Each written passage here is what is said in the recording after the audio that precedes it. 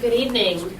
This work session of the ISD 279 School Board is being held in the Forum Room of the Educational Service Center at 11200 93rd Avenue North in Maple Grove on Tuesday, November 12th, 2024. The work session is being audio recorded. The recording will be made available on the district website within 2 business days after the work session has ended. With regard to the audio recording, our communications staff has asked that we share a friendly reminder. The side conversations during the work session are picked up by the recorder and can affect sound quality. Also, conversations during transitions between agenda items are on the recording as well.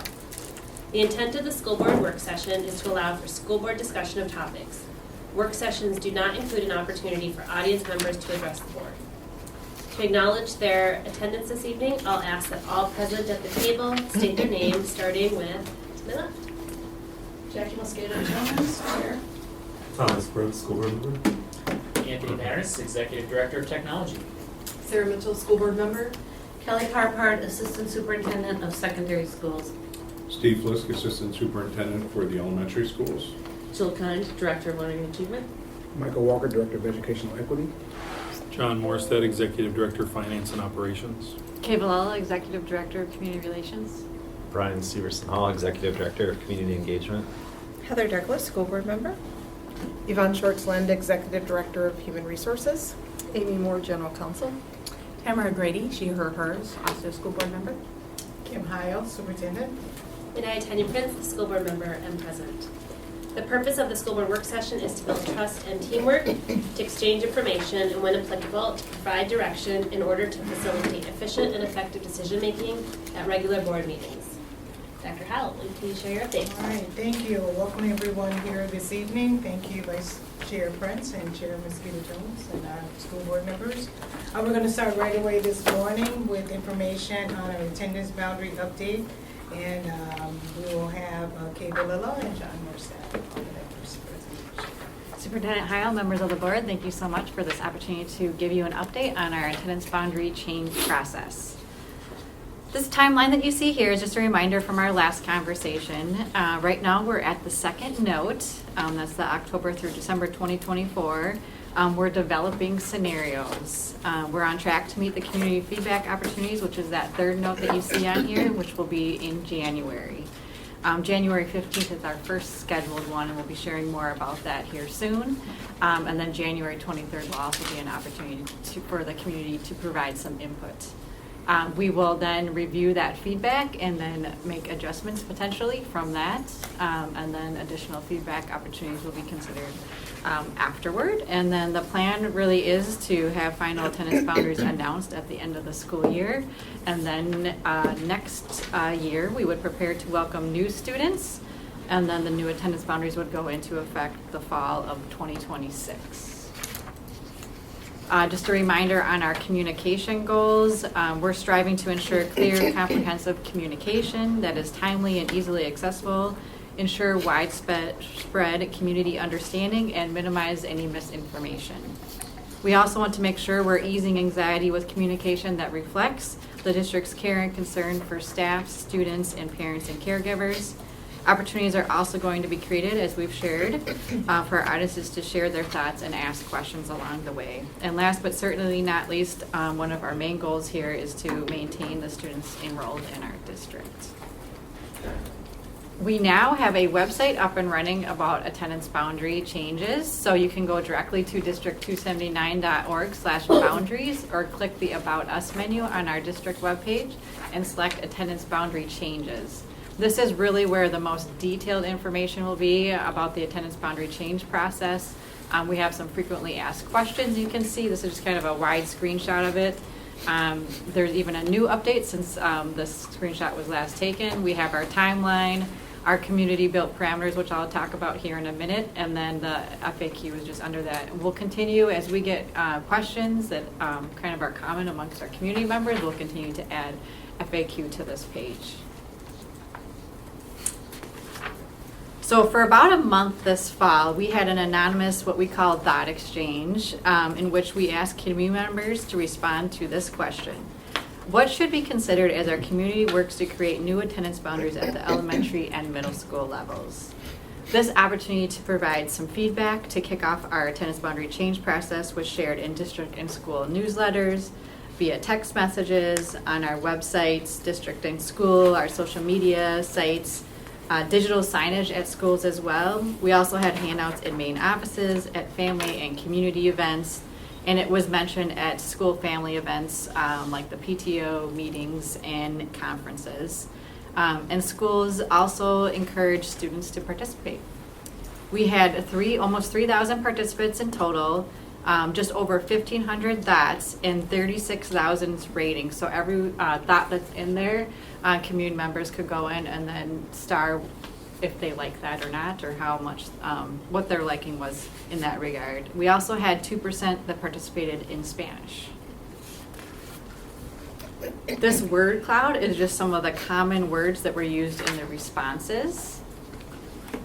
So we have class sizes, community building, together, close, bus rides, diversity, disruption, distance. These are just some of the common words that we were finding throughout the thoughts that were shared.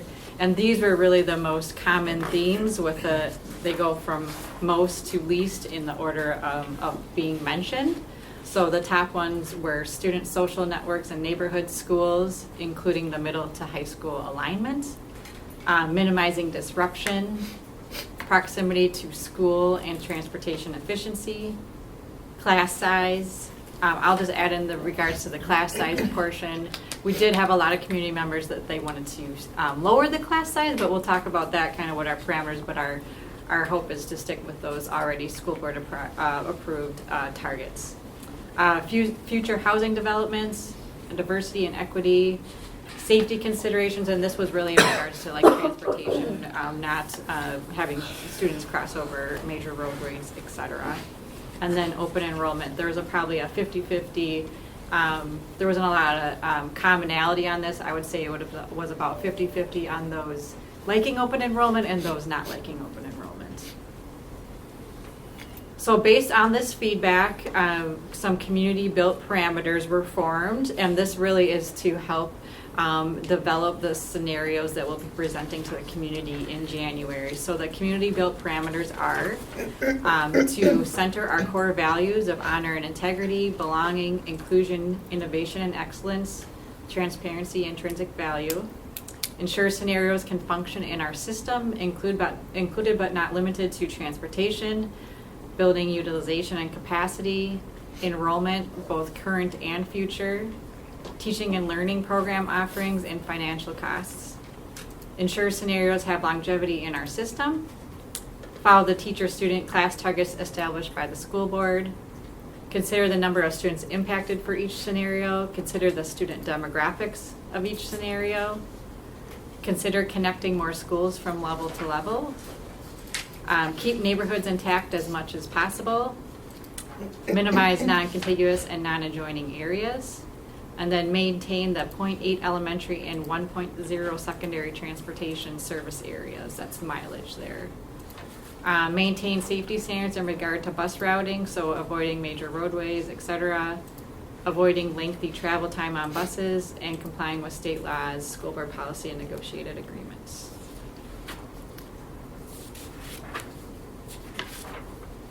So just a reminder, our core team's purpose is to lead the attendance boundary change process.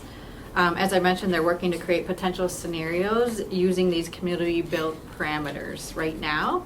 And the good news is that their work is on schedule to meet the community sharing plan for January. So definitely want to make sure everyone is staying informed throughout this process. So we have our website up to date. Definitely go there for the latest information. Stay tuned for regular updates via our emails, our mass notifications. Definitely make sure to mark on the calendars those community informational meetings coming up after winter break in January. And then we have 2 hotlines up and going as well that anyone is welcome to provide or share any questions or thoughts to. It's betterfuture@district279.org, and then the phone number too. With that, we'll take questions. Board members, do you have any questions or comments? I just have a question. Can you just specify the 0.8 elementary and 1 mile transportation service? Is that from their home? Is that from their current school that they wouldn't What is that? I can answer that. So we basically draw a concentric circle from the school out 0.8 of a mile for walk for elementary and 1 mile for middle school and high school. And if you're inside that, you're ineligible for transportation. Okay. Now, the state statute allows us to go out 2 miles, but we go considerably less right now. Okay.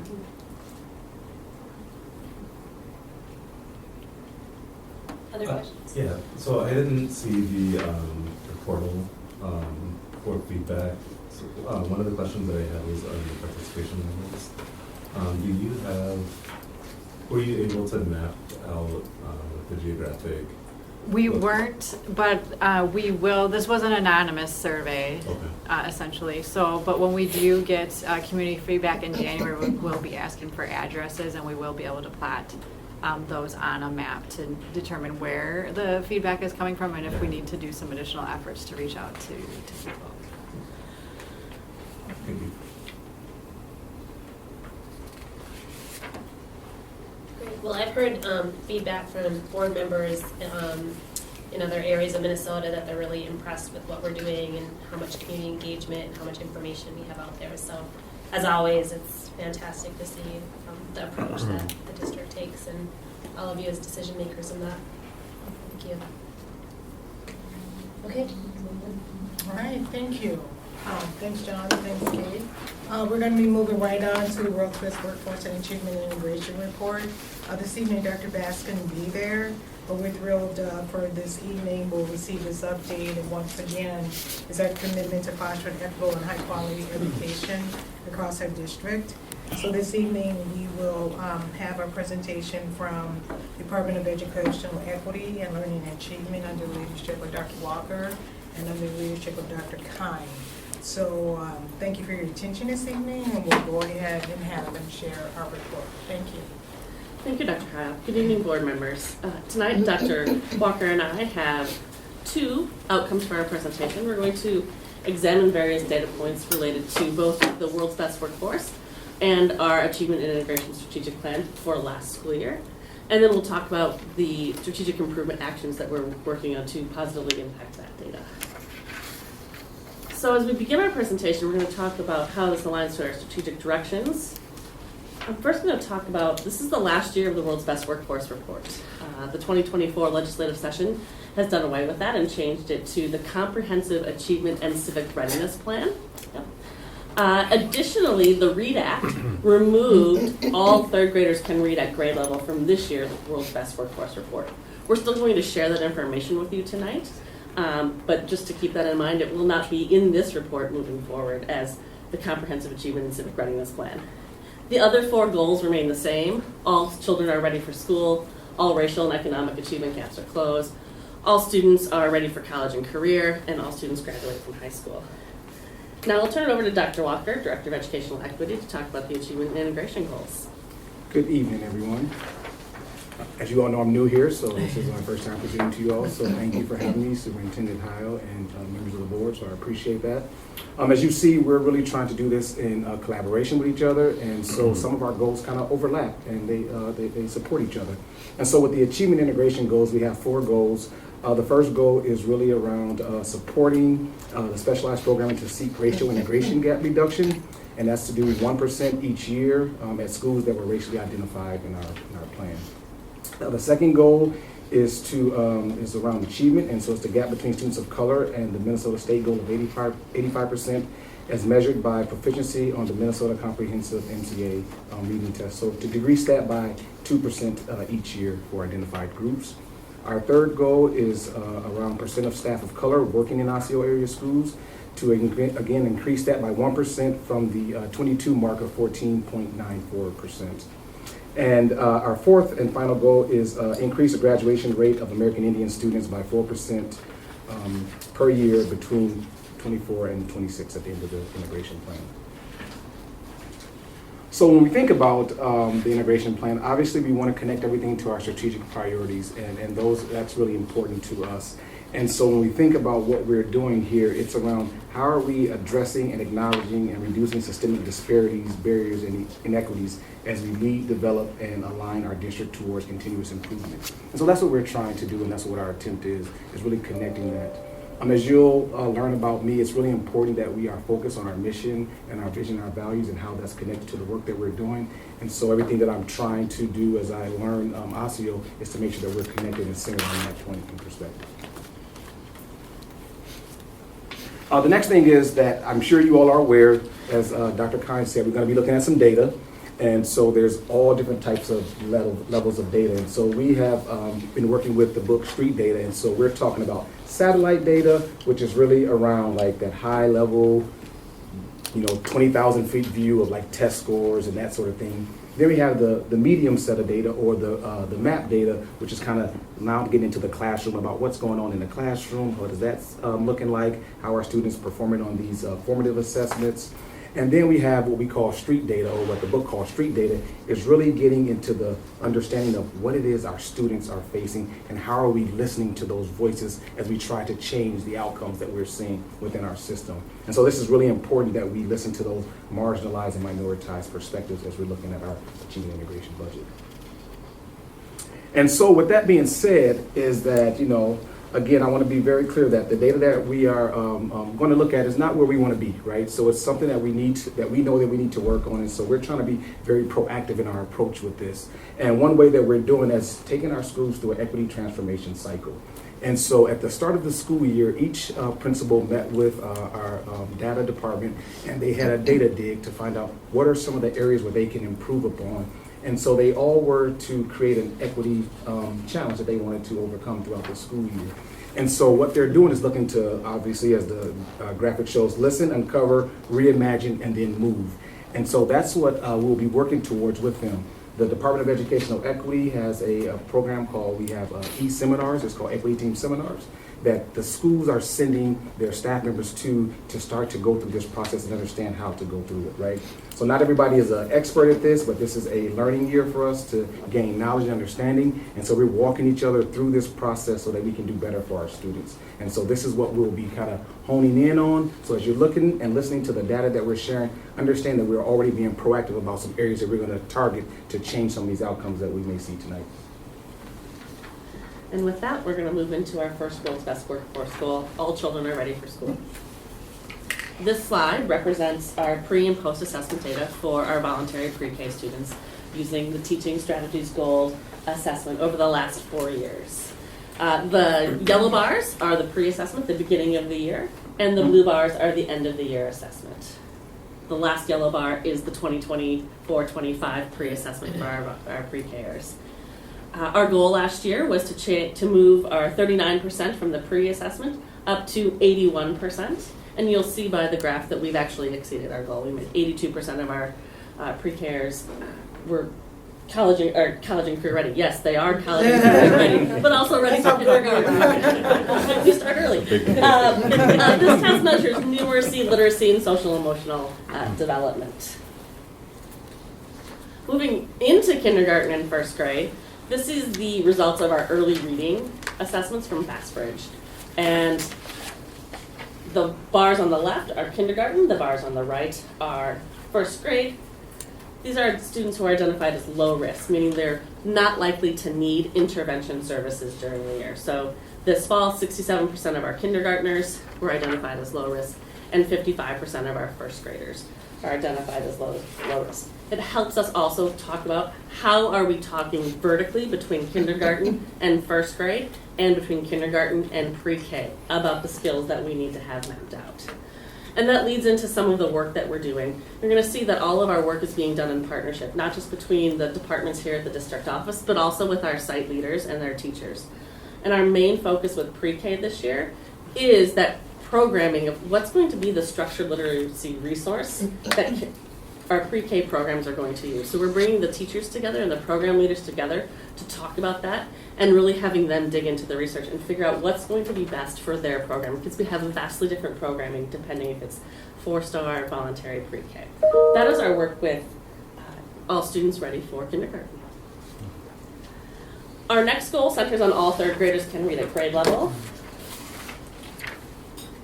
These are our Fastbridge 8 reading results, which is given fall, winter, and spring in grades 2 through 5. The left-hand bars are the 2022-2023 school year. The right-hand 23-24. The purple, or the dark blue, are students who are very low risk, and the yellow are students who are low risk. Second and fifth graders both had more students in these two categories than they have had in previous years. We're going to break this graph down just a little bit more into the 4 different categories. So when students take the FastBridge assessment, they're identified as being very low risk, some risk, or high risk. One of the insights we can draw from this graph is that our second graders and our fifth graders are having higher than typical growth. They're having aggressive growth. So the 2 right-hand categories, some risk and high risk, we want to see more yellow bars there because we know that students who are identified as some risk or high risk need to have aggressive growth in order to be meeting grade level standards. This data is used to identify students for intervention, and then we give them a diagnostic to determine which intervention is going to work best. I'm going to talk about that because one of the things we're doing to address the growth rate is we've done an intervention study at elementary to see which interventions are most effective here in Osseo. The data you see in this chart are the MCA results of our third graders over the last 3 years compared with third graders across like districts. Like districts are those that have similar demographics to Osseo area schools in terms of size and demographics. The bright yellow bar circled in red is Osseo, and the purple bar at the far right is the state. As you can see on this chart, third grade scholars in Osseo consistently rank second or third in percent proficient among this group of like districts. So, what is our partnership response to our third grade reading data? Well, as I shared last month, it is really our deep implementation work around structured literacy with 95 Core Phonics and CKLA. We're partnering with the Department of Educational Equity and the SDS as the Staff Development Assessment Specialists who work in that department to really get into classrooms and model and coach teachers and provide ongoing job-embedded professional learning. We've also expanded our literacy plan beyond third grade because we want to make sure that all students are reading at grade level in each and every grade K-12. This month we're really excited after partnering with Education Minnesota Osseo and principals. We're going to be starting structured literacy learning walks in every elementary classroom. So we worked to develop a set of look-fors, and beginning I think in 2 weeks we're going to be flooding schools and looking for feedback on what are we seeing in terms of explicit instruction, that whole idea of I'm going to model this, we're going to do it together, and then students are going to do it independently. We'll be using that data at the system level to inform professional learning, and we'll be sharing insights with site leaders about their building and either grade band or grade specifics, about things that we're seeing and that they can reinforce and support in their building when they're doing professional development or observations. The next piece we're doing is also in partnership with the Department of Educational Equity, and that's focusing on our 3 core high operational practices. Elicit high intellectual performance, making sure that each student has the opportunity to share their brilliance each and every day, and that teachers are monitoring where students are at in relation to that grade level standard. If students need more support, providing intervention in the classroom. If they need more enrichment, providing that enrichment in the classroom, which ties into that amplifying student voice. How are we making sure that students get to have some choice in what they read and what they do in each of the classes? This builds student agency and confidence, and it also involves sharing their perspectives, teaching them skills of reflection, self-monitoring, and questioning. And then lastly, situating learning in the lives of students. We know that the art of teaching is in having a positive relationship with each student so that we can know what makes learning relevant for them. So to do that, to situate learning in the lives of students, you have to have that relationship to make the curriculum come alive for students. Our next goal is all students graduate from high school. We know that, as I said already, it begins in pre-K and it continues through elementary. This graph shows the percentage of our elementary students who demonstrated proficiency on the Minnesota Comprehensive Assessment last spring. The reading and math assessments are taken at grades 3, 4, and 5, and the science assessment is only taken at 5th grade. For each content area, the purple bar on the left represents Osseo area schools, and the gold bar on the right represents the state. For reading and math, Osseo was approximately 1% below the state average. For science, we were approximately 70% below the state average. Sorry, math, we were 1% above the state average this year. Moving on to middle school. This graph shows the percentage of students who demonstrated proficiency at middle school, reading and math, 6th, 7th, and 8th grade, science, 8th grade. We can see that Osseo area schools was 3% below the state average in reading in 2024, and 3% below in math, and 9% below the state average in science. Moving on to high school, reading is taking at the 10th grade level, math is taken at the 11th grade level, and science is taken after students take biology. We were 3% below the state average in reading, 4% below in math, and 5% below in science. As we stated earlier, right, reducing the reading proficiency gap across demographics is our top priority. But as we look at this graphic, we see that we haven't met the mark on that, right? So we are definitely aware of that, and the work and the partnership that we're talking about with high operational practice is a way that we're really focused on trying to achieve that. And so as you see that there was a few dips in some of the achievement from 23 to 24. We're still all are not meeting the mark on the 85% that the state wants us to reach. But again, that's the work that we have to embark on. And our schools are really digging into this. When we think about specifically around the Achievement Integration dollars, our sites who are racially identifiable schools, one of their goals is to attack this literacy gap here. And so this is what they're focusing on with many of their equity transformation cycles that they'll be going through. So graduation and dropout rates. Our 4-year graduation rate remained constant for the class, between the class of 2022 and 2023. I think one thing that's important to remember is that this is for the class of 2023, not the class of 2024. We don't receive that data until March or April. Our 4-year dropout rate increased by almost 1%. Our 7-year graduation rate increased by 2%, and our 7-year dropout rate decreased by 2.1%. So we're getting closer to making sure that all students are graduating within 7 years. And this is our goal for around increasing American Indian student graduation rates. And again, the statewide goal is at 90%. We haven't met that mark, but we're pretty darn close to that. But as you can see, the state average is on the blue bar, and then Osseo average is the yellow bar. And as you see in 23, we did reach 87.5%, so we're really close to that. But I really want us to caution us around the end, right? The number of students there is, that can fluctuate a lot between what you see and what you don't see around these numbers. And so I wanted us to be very mindful and cautious of that, to understand that that end changes a lot.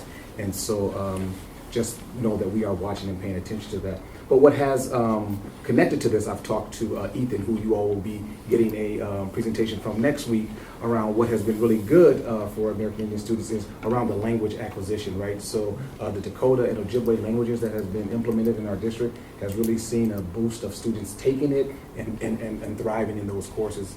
And the additional education equity staff people that he has to work and support our students that are Indian. And so that has been really helpful, and he has seen the benefits of that, and obviously we're seeing it here with our data. So we have to continue to do the things that we're doing, and then obviously work harder around our college and career readiness. So, yeah. This table compares on-time Osseo and statewide graduation rates for the class of 2023 with those of other large Minnesota districts with comparable demographics. The comparable districts had at least 800 seniors enrolled in 22-23, with between 24 and 60% of students receiving free and reduced price meals, and between 35 and 82% students of color. Osseo is the second row from the bottom, outlined in black, and the state is the bottom row. Each column designates a different student group: all students, American Indian, Asian, Black, Hispanic, white, multiracial, female, male, students receiving multilingual services, students receiving free and reduced price lunch, students receiving special education services, students who are experiencing homelessness, and lastly, students with limited or interrupted formal education. The district with the highest graduation rate for each particular group is color-coded in green, and the district with the lowest graduation rate for that group is colored in red. Results are only reported if the total number of enrolled students is at least 10. It's important to know that, as Dr. Walker talked about, is that numbers often fluctuate. As we look for patterns, first we can see that Osceola's graduation rate overall was in the average range among these districts. 3 districts had higher graduation rates, 5 had lower, and 1 had an identical graduation rate. Second, graduation rates for American Indian students, Black students, white students, students receiving free and reduced price lunch, students experiencing homelessness, and students with limited or interrupted formal education were higher than that of the state average. This table represents the dropout rates for the class of 2023. Like the previous table, it has the same student group columns across the top and the same color coding. I think that we're spending a lot of time and energy in this area of all students being ready, college and career ready. One of our biggest pieces of work is the Minnesota Multi-Tiered Systems of Support. We have had a district level team for the past 2 years working on this, and that has involved going to, I think, 15 MDE trainings who are leading this work in terms of we did a huge needs assessment with the district team to identify which of the 5 areas do we need to spend our time in, because we can't prioritize everything. When everything's a priority, nothing gets done. So really, what is our main focus? We also learned deeply about what each of the 5 components means, and we developed an implementation plan. And this year of the implementation plan, it was to bring this work to the sites and form site implementation teams at each of our sites. Each site is asked to have an MTSS, which is a mouthful, site leadership team that has an administrator, a leader for academics, and a leader for social and emotional learning. They are asked to meet once a month at their sites to sort of look at the overall picture, that 20,000 level foot view of the school and what resources are needed for Tier 1, Tier 2, and Tier 3, the different levels of instruction for both academics and social and emotional learning. Additionally, these groups come together 3 times a year here at the district office to learn from each other, to collaborate, and to have some professional learning on what is evidence-based practice. What are we doing? What is our data saying as a system? How do we use our data protocols to make stronger decisions? I talked a little bit earlier about the elementary intervention study. We have been collecting data on what evidence-based interventions are being used at each of our elementary sites with each of our students, and how our students are responding to those interventions. We've collected formal data for the last 3 years, and we did a study that talked about what was the effect of that intervention on students. And we've compiled a list of what's most effective to what's least effective. Some of the ones that have persistent least effective or ineffective, I would say, have been removed from our system. If they're not going to be making differences for students, we've taken them out of the rotation. We've shared this list with the interventionists at each and every site and the site leaders so they can also make informed decisions as they're putting students into intervention after they've been given the diagnostic. The other piece is really focusing on that universal screening data and making sure that each student is assessed 3 times a year. So number 1, we can determine which students need additional support. But number 2, and maybe more importantly, is that we can monitor from a site and system level the effectiveness of our high quality core instruction and our resources. So having those conversations, which leads into that next bullet point of that ongoing data conversations with site leaders. Whether we're talking about map or satellite data, and as we go through the equity team seminars this year, really helping them hone in on what is the challenge and what are they going to do to reimagine to solve the challenge. How will they collect that information? So partnering with elementary and secondary principals on that has been, we just finished our elementary follow-up data days, and we're just starting our secondary follow-up data days, because what we're focusing on in secondary is that dropout prevention, identifying students who their data suggests may be at risk, and what are we doing with them? Who is in contact? Who's that adult point person to connect them? One of the other sort of technical challenges is Unified Insights, which is our data platform. Getting a filter in there so that teachers, counselors, leaders can go in and say, hey, Jill Kind, you are a 10th grader. You should have 50 some credits, but you only have 40. What's going on with you? And having that conversation rather than maybe having to pull a transcript and do some hand counting. So it's more responsive and definitely interactive. And then Dr. Walker, do you want to talk about the Indian education staffing some more? Yeah, just the fact that, we've increased in education staffing based on the needs for that. And I think that has been very helpful around ensuring that students are prepared and ready for graduation. As I keep sharing with you, I'm new, so I'm learning more about the system and getting my feet wet in attending spaces. And so just being around the Indian education staff, I've been to some of their meetings and some of their work with students, and so I'm seeing the impact that they're making by being visible, being there and connecting with those young people, and we're seeing some of the benefits of that with the graduation rates. All right. All students are ready for career and college. We're going to take a look at some ACT benchmark data. This is for the class of 2023. The blue bars indicate the percent of district graduates that met the ACT benchmark for each subject. So ACT sets a benchmark that says if you reach this benchmark, you have a higher propensity of being successful in college than if you don't meet that benchmark. The yellow line that extends beyond the blue bar indicates the percent of students statewide that met each of the benchmarks. The bar furthest to the right combines all four of the benchmarks, so English, math, reading, and science, which are the 4 of the 5 component tests. It does not include writing. What is the benchmark on that? The benchmark on that is for this year's 20%. No, the score. The score. So Yeah. I don't have the answer. I Because can- I'm not familiar with all the insides of the ACT, but I do know there's one score. One score. So that is actually interesting because our goal in our actual World Best Workforce Report is the composite score. That's And so in 2023, our composite score was 19.4, and we wanted to raise that to 19.6, and when we look at it, we actually raised it to 20. Okay. So we continue to test more students and have our composite scores go up. So there is a difference between benchmark and composite score. So we're going to transition now to looking at higher education enrollment. We received these results in late November each year from the National Student Clearinghouse, which records 97% of all post-secondary student enrollments. This is 2-year, 4-year technical colleges. The most recent data is for the class of 2023. The indicator shown on this slide is the percent of our graduates who enrolled in a higher education institution in the first fall after graduation. Over the past 4 years, OSSEO's highest rate post-secondary enrollment is still 2019, just before the pandemic. But as we look at trends, we can see that students are increasing their enrollment in colleges. We have our Asian students, Black students, Hispanic, white, and multiracial all increased their enrollment in their first fall after graduation.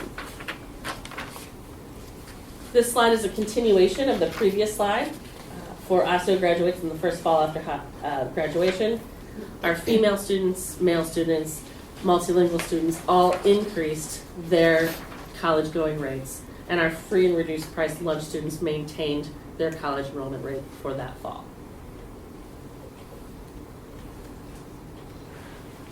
So when we think about college and career readiness, one of our big indicators or programs that we use for that is AVID.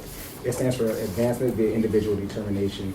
And it really has a college career ready framework that is really essential. So there's a couple things that staff must do, and there's also things that students are expected to do. And one of the, as you look at the diagram, the really important thing is this relational capacity, right? How are we building these relationships and these connections with our students around belief? So what is my belief as the adult, but then also what are the students' beliefs around their own capabilities to achieve and accomplish? And so I think those are really key and instrumental to the part of how do we make sure that our students are getting what they need. And when we think about AVID, so as a new person to OSSEO, what I've learned is that AVID has been from the ground up. So typically many districts have a district initiative that starts AVID and then it spreads out toward the schools. Well, what I've learned here in OSSEO is that the schools wanted to have AVID as their way of supporting their students. And so that made the district say, okay, we got to do something and support our buildings as they are looking for this college and career readiness program. And their focus is not just around the AVID class, which is typical, like most sites or most districts will have like an AVID class where there's a specific group of students who attend that class, or our district here is talking about school-wide AVID. So how do we embed this for all of our students to have access and to make sure that we're thinking about college and career readiness for all of our students? And so that's I wouldn't say a different, but that's a more robust model where you're looking at school-wide first versus the elective class first. So that's a different lens that I'm learning as I'm here. And so what we have for there, each school has a site implementation team that's meeting to discuss and figure out how they're going to design the school-wide program within their space. And then the district offices, which is from the Department of Educational Equity, is supporting them in that work. And so we have monthly meetings where we're coming together, discussing and talking about that. And folks are sharing what they're doing, how they're progressing, and then areas that they may be struggling with to try to work through that. Obviously, there's going to be learning walks as we continue to progress and learn more, so that we'll go out to see what's happening in the buildings, give them some feedback so that we can continue to build upon what we already have. Obviously, with Avid, a lot of their work is really about how do we get exposure to students, so how are they visiting these colleges and universities. So we have specific trips to tribal colleges, historically black colleges and universities. We actually just took a group of students, I want to say over MEA break, to visit some schools on the East Coast, out in the DC area, historically black colleges and universities, which is really powerful, and those students come back really excited about that.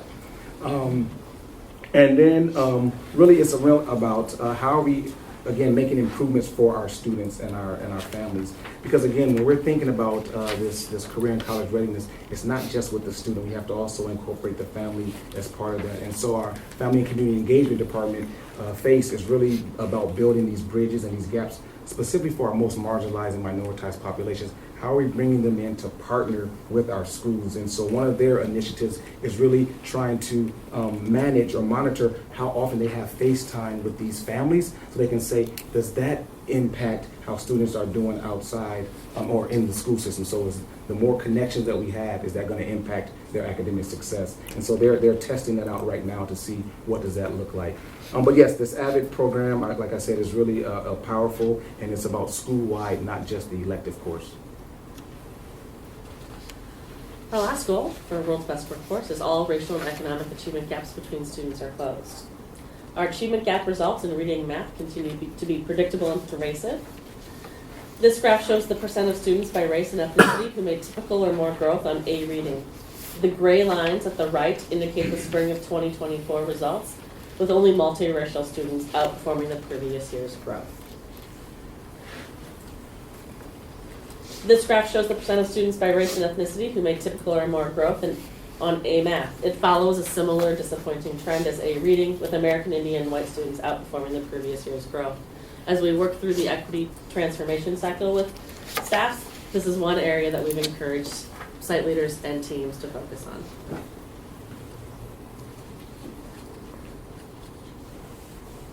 Four-year graduation gap, sorry about that. Again, this is just showing where it is for our students of color and where they land on this four-year graduation rate gap. And so as you can see in the class of 23, we have our American Indian students. Again, they're at 87%, Asian students are 82%, but there's still that gap that we're struggling with that we want to close. And so that's the work that we have to do. And again, programs like AVID is working to change that. And really, again, how are we paying attention to these specialized populations? And that means we have to take some intentional efforts to do that. And that's the work, again, that we're trying to name and then be intentional about focusing on. Again, I want to center us back into the what I talked about earlier around this equity transformation cycle. Again, we're here at the district level, and so it's really important that we partner with our school sites around these things. And this equity transformation cycle that we have people going through gives us an opportunity to have those conversations, have those dialogues about what do they see their challenges, and then how can we provide the supports to help them address those challenges. Again, it's not just us here, but it's also how are we partnering with our school sites around that. And then next, the last few slides will be about achieving integration, the ones that the goals that we didn't address throughout the regular presentation. And so this one is around goal 1, reduce racial and integration gap. And so as you can see from the graph, or the bar graph, is that the blue bar is our percentage of students of color, and then the gray bar, or the gray line that's across that, is where our the threshold for where you become a racially isolated school, right? So our district students of color is 62%. And so if you're 20% above that, that's how you become a racially identifiable school. And so as you can see, we have 11 sites that meet that threshold. And so our goal, again, is just trying to reduce that that racial gap that we have. And so as you can see, We have some programming that we do. We have magnet programming that is trying to do that, where we're looking at some of our sites to infuse students to attend that site based on the STEM or arts, entertainment. It could be different magnet focuses that they have. And so that really is about saying, how do we make this school attractive to many families that may not be living in that area that will come to that space, right? And so that is, again, is the work of the school, but also partnering with us to say, how do we give them supports to make sure they have a robust magnet programming? And so we have partnerships with Northwest Interdistrict Suburban that has supports around that. They have trainings, workshops to support them. And then they also have like libraries and things that can help those schools get better at their work. But I also want to really highlight, like, Weaver is a school that is a magnet that is actually connected or really close to our district average. Around 61% of our students there are students of color. So they have actually made what we want to see as an integrated school. And so we're saying, how do we support our other schools to try to get to that level? And so we can take some learning from their school site to grow and support the other sites as they are on that path. Again, we know that we're not where we want to be with these numbers, but this is the work that we're focusing on to make sure we change some of these outcomes. The next one is our next goal that we haven't talked about yet, is goal 3 around increasing percent of staff of color. We obviously are very aware that mirrors are important for our students, right? Do I see people that look like me in the school system as I am going through the school system? I think about myself as a young black male, is that I didn't have my first black male teacher until I was a sophomore in high school. So all throughout high school, I didn't have a teacher that looked like me. And so that impacted maybe how I felt, if I felt welcome, if I felt valued in that space. And so how are we being intentional about that in our work? So the one thing that I know that is really important, I've been talking with human resources around this, is that we know that recruitment is really important around getting staff to be in our buildings. However, that's only half the battle. The biggest piece is retention, right? Too often we recruit our families or recruit our staff members into our spaces, and then they go out the back door because we haven't done what we needed to do. And so our Human Resources Department is doing some really great things to make sure that we're addressing and being mindful of the barriers that are showing up for our staff of color. So we have affinity group spaces that is really taking on hold, where folks have a space to go and talk and share their perspective, share their experiences, and to gain some, connection with other folks that may be outside of their building that can help them as they are traveling through this space. We also have, or I say we, but as a system, we're working with our teachers of color mentors. So there's mentors that are working with our staff to make sure they're getting those services and that support that they need. Again, sometimes it's easy to recruit, it's hard to retain. And so we're being a really good focus on retention and retaining our staff members here. And so as you can see, in 2022, the goal was 14.94 as an overall percentage. And in 23 and 24, we have exceeded that goal or met that goal, right? But there are areas in where we can do better. If you're looking at our licensed staff percentage, that's where we can do a little bit better. And so that's about how are we recruiting those teachers. And so there's different ways that we're out recruiting teachers for that. We have partnerships with Metro State, who has an urban teacher program. We're talking about maybe some new innovative ways to go out and be intentional about recruiting at certain types of colleges and local communities. And so those things are in the works, but we're looking to increase that because we know that's an area where we can grow in. The last slide is really, or not the last slide, this next to the last slide is really just about all the different strategies that we have in our Achieving Integration Plan. You all know many of these things as being part of the board, but we have magnet programming, our partnership with National Urban Alliance around high operational practices. Obviously, I talked about AVID. But the other piece that we are really focusing on is that how are we leveraging our community partners? And that is really important because, again, if we don't have the staffing in our buildings, we can leverage and lean on communities to come in and do some work with us and partner with us on this. So these strategies are the things that are implemented in each of the different plans. I guess what I didn't share, and my apologies for that, is that when you are a racially identified school, you also have to have an additional plan as part of the Achieving Integration dollars. And so each one of those schools have a plan, and they are really connected to the 4 bigger plans around, again, intentionally reducing the literacy gap, but then also the integration gap, the racial gap as well. So those are the areas that it's focusing on. And then finally we get to budget. So obviously things cost, and so this is how we are financially paying for these services and these programs that we have in staff. And so as you can see in 2024, we had a total budget of $5.134 million. And then for fiscal year 25, we had a little bit of an increase, $5.171 million. And so as you can see, the differences are just kind of going back and forth really quick, is that we are really focusing on direct service with our students. As you see an increase in spending based from last year. Again, we want these dollars to get into the hands of our students so that they can have the opportunities that they deserve. And so how are we being intentional about that? And then you see that we're also looking at professional development. And then the other stuff is at administrative indirect costs. So these are the dollars that support the work that we're doing in the Department of Educational Equity that also supports the entire system. All right. I think that's it. Thank you. Board members, do you have questions or comments? I do, but someone else could go first. On page 30, I was struck by the aggressive growth of second grade and the high risk. Do we have any info on how that happened and how we can do that more? Yeah, so they had a very intentional effort on the classroom interventions that they did, and then who they, like, if you remember last month I talked about that additional literacy block time that they have built in. They were intentional about using that and for intervention, and then not having to pull students out of the classroom so they still get that grade level of instruction. So that is something that we continue to reinforce in our monthly connect meetings with site leaders and with the MTSS interventionists to absolutely replicate that at other grades.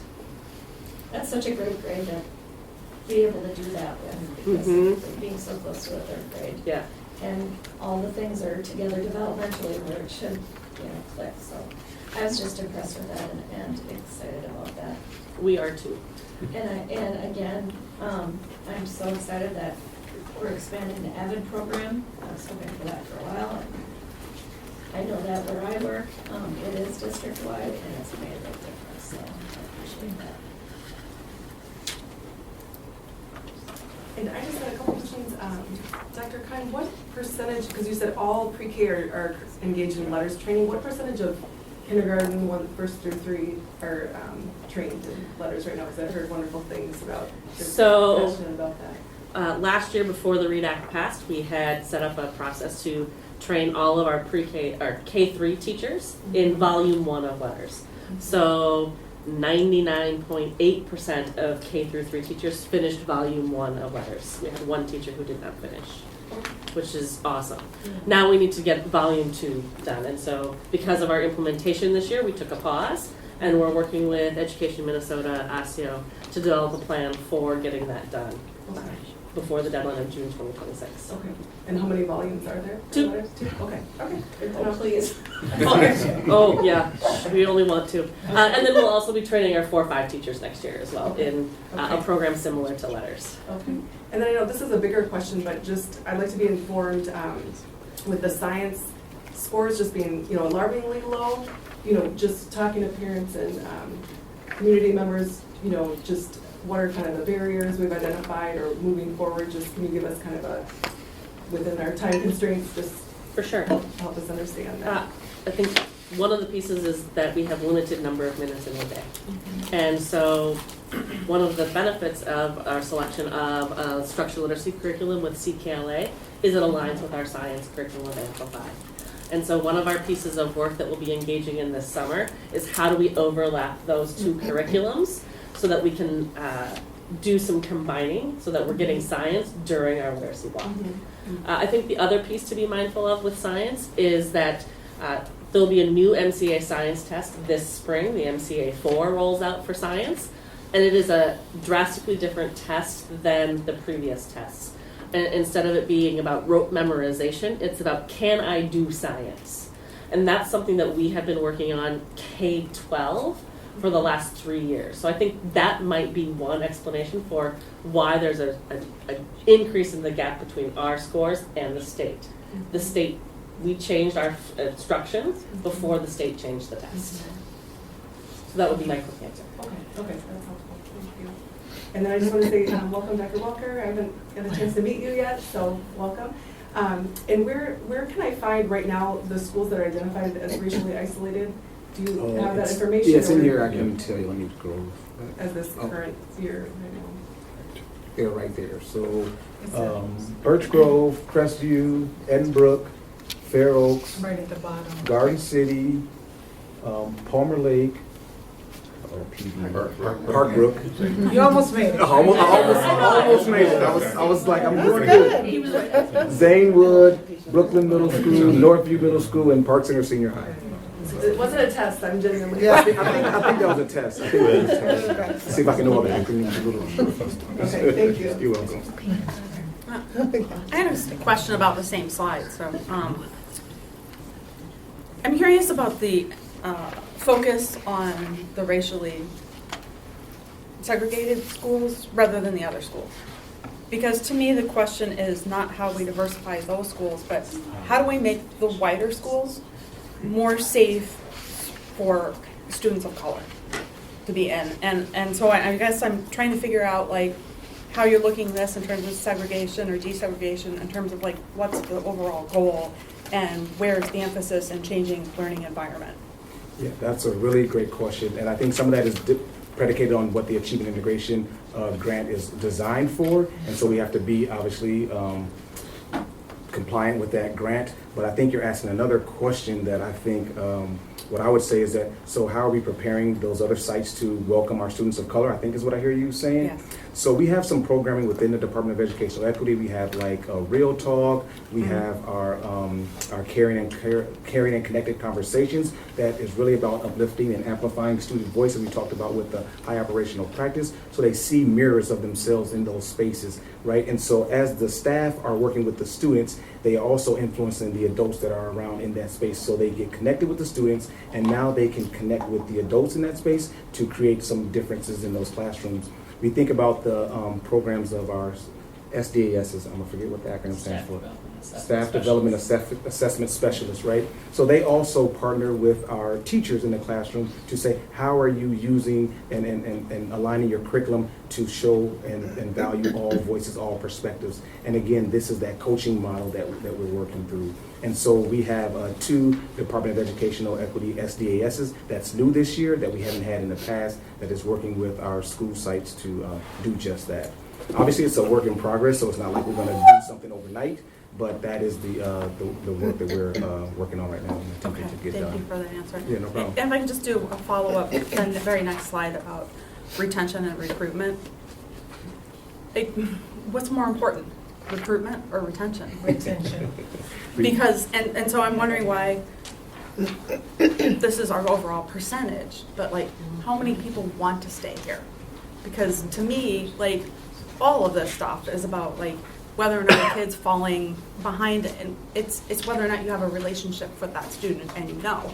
Because before we had metrics, we had relationships and smaller class sizes, and I'm not trying to go too far down idealism road on this, but like, what does our current retention rate say about what we're doing in our district to make the district safe and welcoming for not just staff, but also our students, which is probably related to the way our schools are segregated? I don't have the data right in front of me.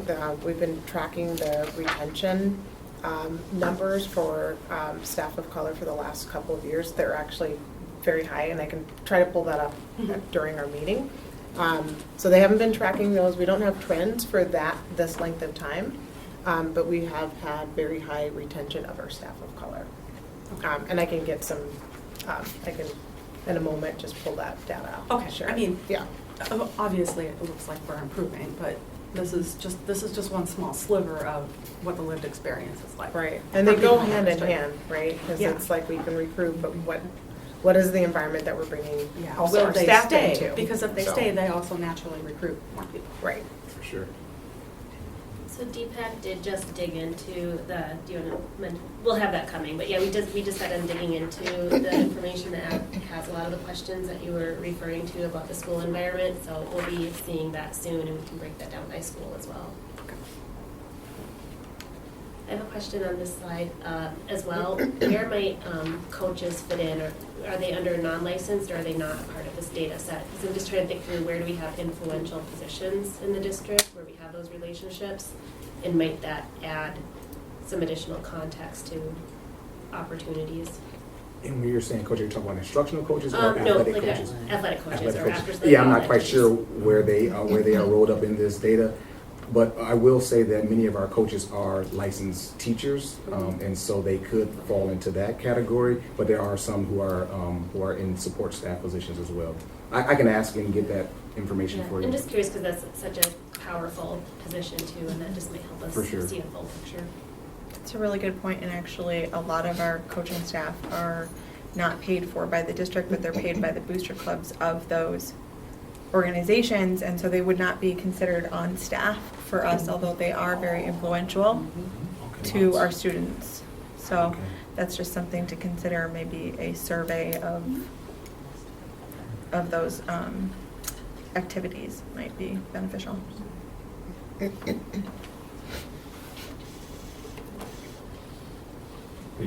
You ready? That's more later. Go ahead. Okay.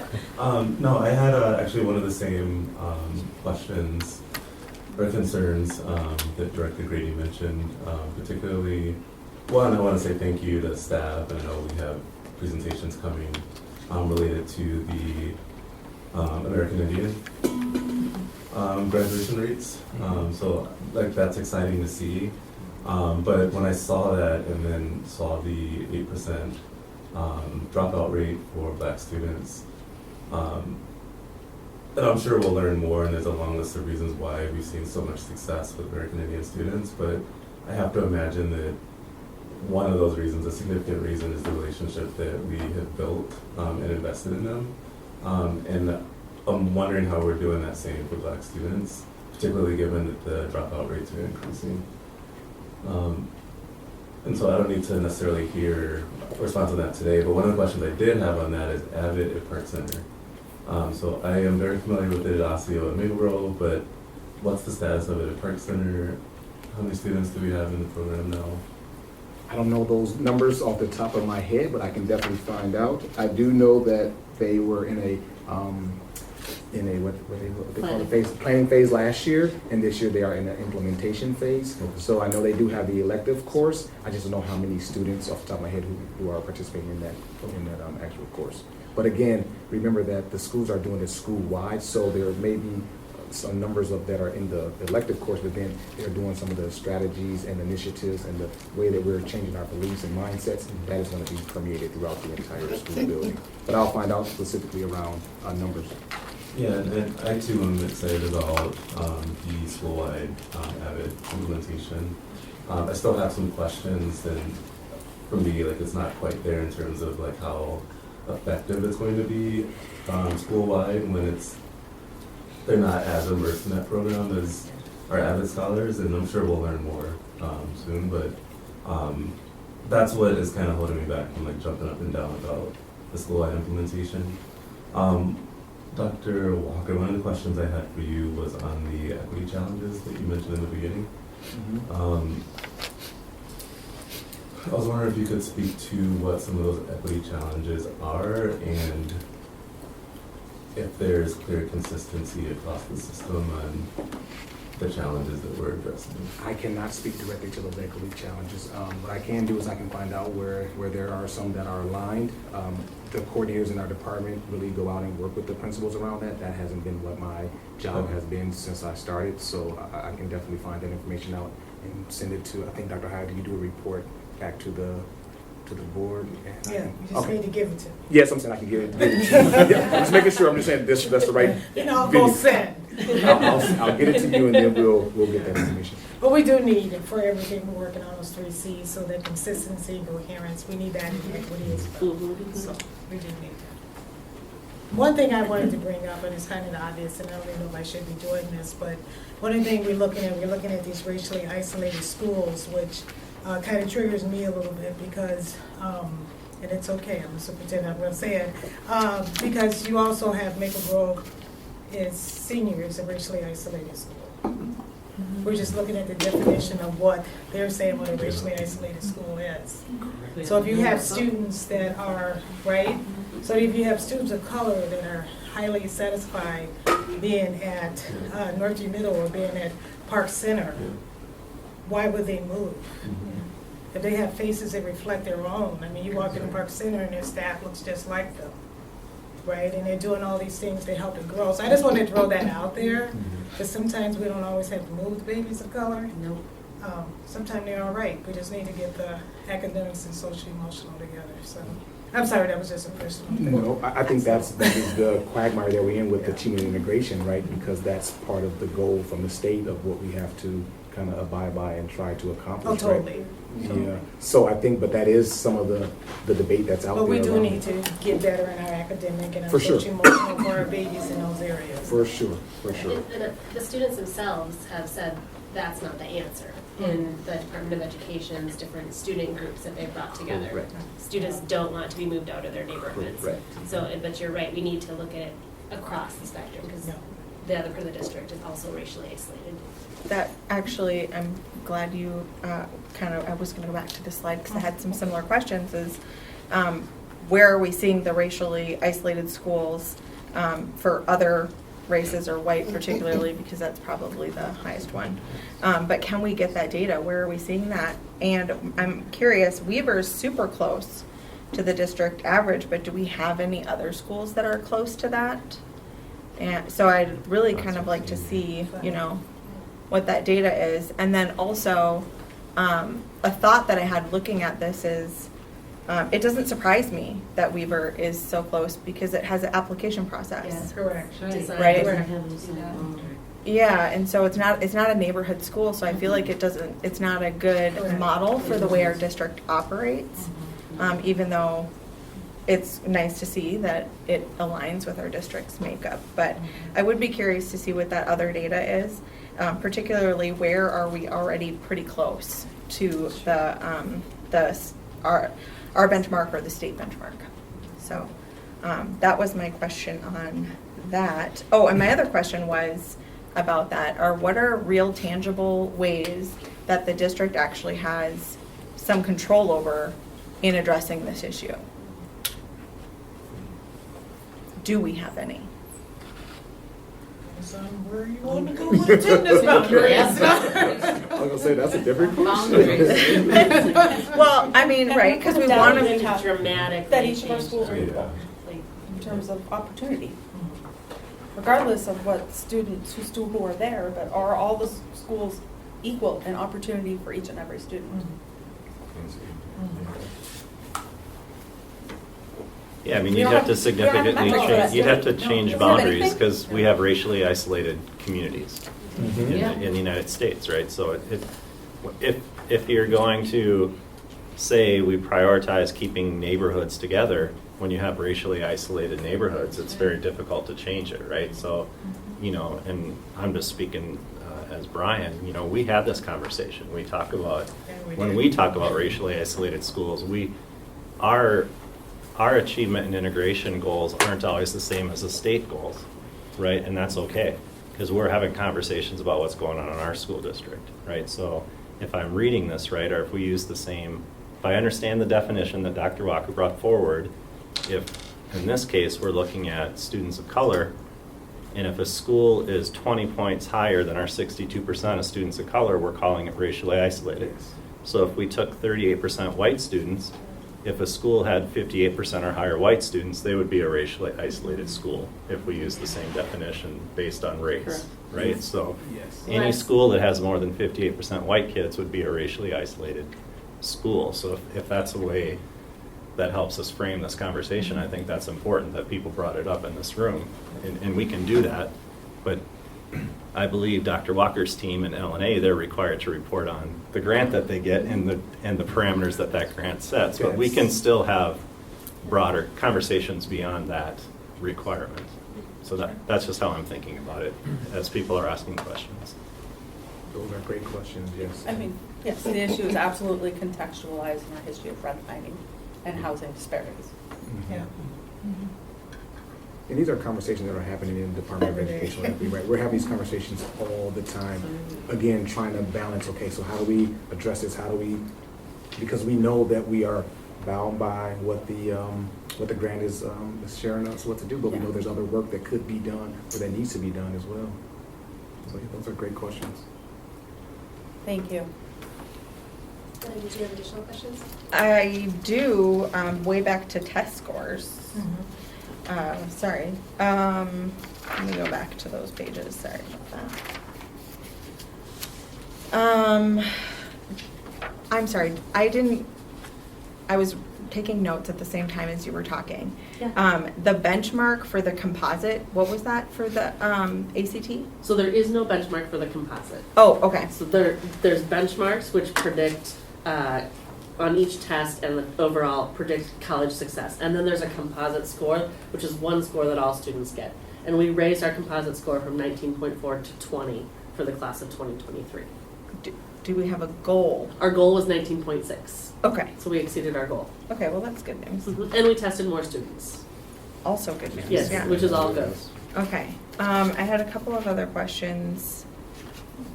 Oh, the Avid. Love the Avid stuff. It's really cool. But I noticed through this, and I just don't recall, so forgive me.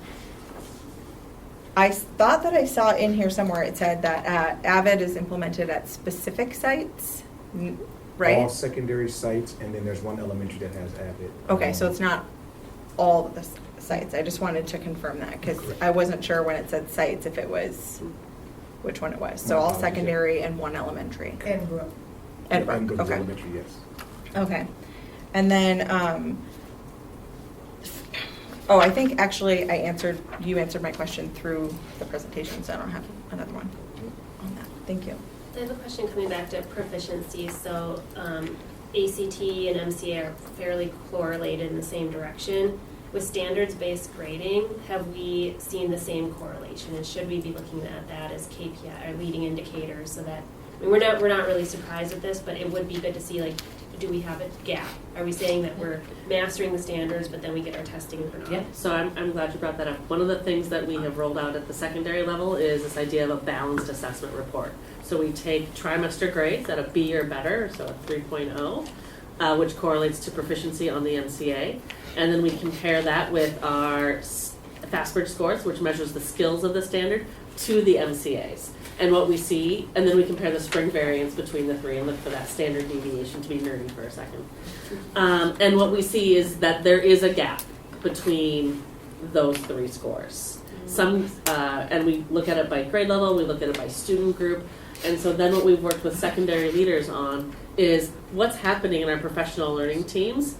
Are our assessments actually assessing the standards, or are they assessing something different? How are we making sure that we're preparing students for the MCA without teaching to the test, teaching them authentic assessment, which is at a much higher level than our MCAs? How are we getting to that level, and how are we making sure that if we're the 4 teachers, that we all have the same expectation of what a 3 is? So we've really focused on that, and we have monthly meetings with all secondary site leaders to focus on that balanced assessment report and look at it by trimester.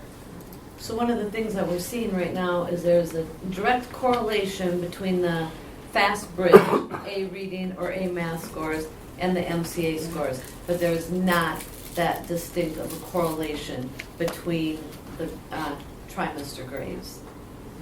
That might, so that implies Correct. we have an issue. Yep, Correct. correct, and we're actively working on it with our Mhm. leaders.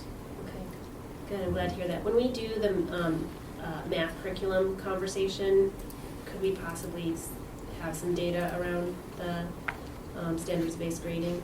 Yes. We can get that for you when we have that. That may be helpful to the conversation to see when we make curriculum changes, kind of how that's moving. If it's possible. I don't want extra work or Yeah, to be a big we thing. have, we have that data, yeah. You know what I'm getting at. I do. Okay, I do, perfect. You want to set a session with that? Or No, you no, no, want just that as part of, taken? because as, when we talk with math curriculum, and like one of the questions I have is direct instruction, like what have we learned Oh, I got from it. reading, right? And what are we doing in math, and how does that fit to the data? Yep. I do actually have another MCA question, if you don't mind. Good. Okay, so on page 37, goal 2, we've got it's the reduce the reading proficiency gap. Thank you. And I was curious, this breaks it out by racial groups, but is that encompassing just high school? Is that all grade levels? All grade levels. Okay, and so as a district, then what is the district proficiency, all grade levels? I don't have that on the top of my head, but I will get it to Dr. Heil. Okay. for you. Okay. That was my only question about that. A question. So I know that there are many differences between our districts, but because it was listed as a like district, Mounds View. I know y'all talk. What are they doing that's working for both those graduation rates and the dropout rates?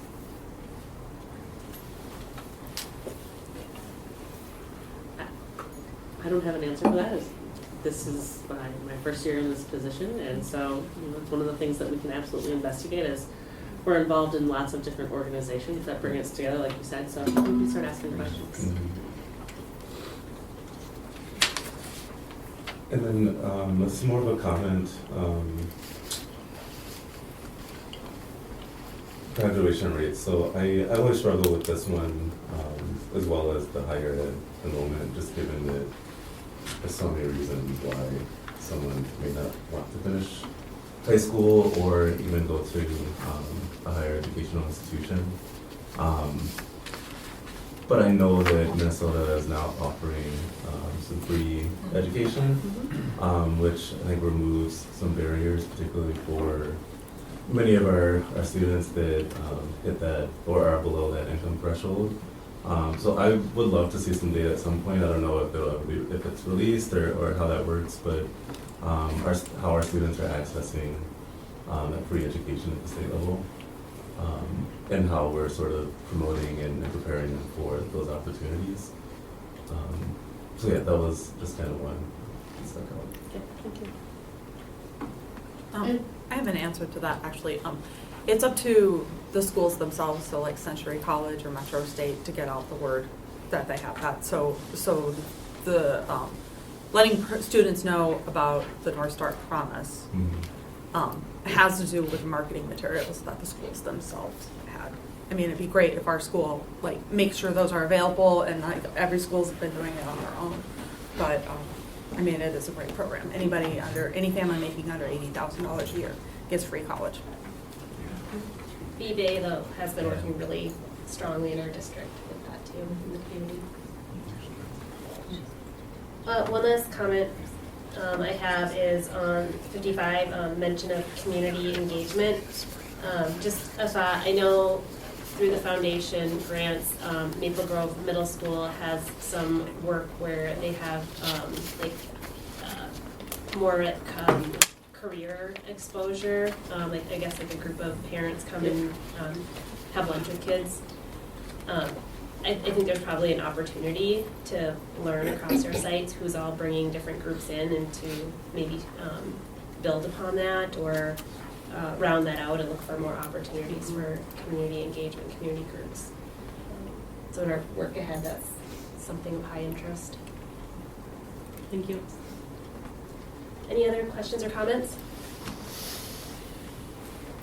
This was fantastic. I think it was really helpful that we had the English curriculum review leading into this and that we've got the math one coming up. I think what I observed different about this presentation was that there was more focus on what we're doing, what we are doing, what we have done, and what we have coming up. So I think that adds a lot of context that we haven't had before when we have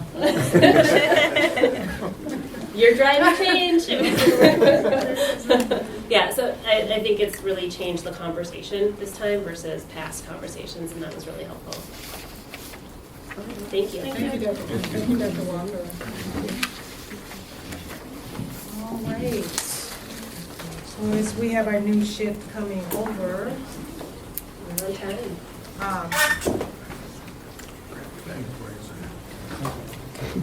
Mr. Morrison. Is Kelly coming with you? She's right behind us. Oh. Have a good night.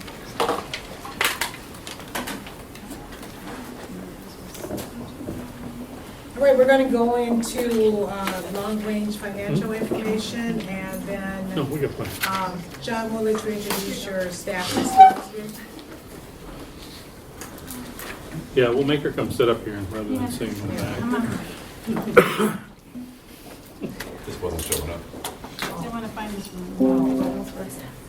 Just remind you, I just project. closed it, so. Kelly. Project, yes.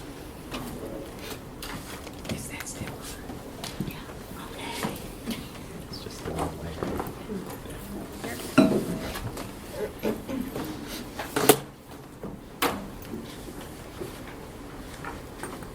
All right, so while Kelly gets that turned back on here, we will get started. So thank you, Dr. Heil. So this evening, we're going to be talking about our long-range financial planning. We start this process in October each year and work our way through a new number of steps to get here. A few people that will be presenting for you today. I will kick things off. Kelly Benusa, Director of Business Services, will deliver the bulk of the information, and then Brian Severson Hall, representing Community Education, and also Jeff Hansard, representing Child Nutrition, will speak about their specific areas in addition to what Kelly shares. So that kickoff meeting that we had in October, we start by setting a parameter for our budget managers. And typically that parameter is based on our long-range financial projection, that 5-year trend that you see on a regular basis. So based on the trend we're on coming into this fiscal year and forward, we've started deficit spending. So because of that, we've made the recommendation to that group that no additional funds for strategic priorities be allocated. And so we are recommending that the 26 budget be a net zero change budget moving forward. So as we move into the basics, or the basis that we use to create that long-range financial planning model and annual budget framework, next page. This is the foundation that we work around every year to get to creating the budget to be able to present to you as the school board. Long-range financial planning, or LRFP as it's commonly referred to, is a very thorough and well-vetted budget process. They're important. It's very important in times of change to understand that having a very disciplined and solid financial budget planning process provides strength to the district to be able to lean on that. In this plan, we always operate with the mission at the center, and then there's two kind of main areas. The first area I'll highlight is the gray area. That's where the budget managers typically live. Today we are in oval number 4, which is developing annual budget recommendations based on a board budget target. The school board works around the outside in the teal rectangles, taking action where needed as we present it to you. The guiding principles are used to help drive this. They connect and align the mission to identify and respond to the influence of race, connect process through data-driven collaboration decision-making, and then we work our way into the steps that move on with the budget process. The primary process we tend to bring forward is called the pair narrative, and I'm going to go ahead and let Kelly walk us through what that process is. So if we go to page 60 or 61 in your board packet, in the electronic packet, or else it's the document on the screen. The documents on the screen are just to guide us, but you've all got paper copies. So if you want to focus in that, because the detail gets a little small. But the PAIR, the Program Efficiency Abandonment and Redirective Narrative that John was referring to, asks 6 key questions. So what resources are being requested, a summary or description of the proposal, and then we identify and respond to the influence of race and culture in the development of our request. And that's that direct connection to our mission strategic plan and our guiding principles for our framework. And then the 4th question is what data will be used to measure those results, and then how does the request support equitable student achievement. So again, it's that process connection to our guiding principles. And then we ask what the proposal is, the impact or the rationale on the request being made, and then finally the legal requirements. So we want to make sure that everything we bring forward is legally allowed in statute, so that we know that we either have to legislate for change or that we're in compliance when we bring that request forward.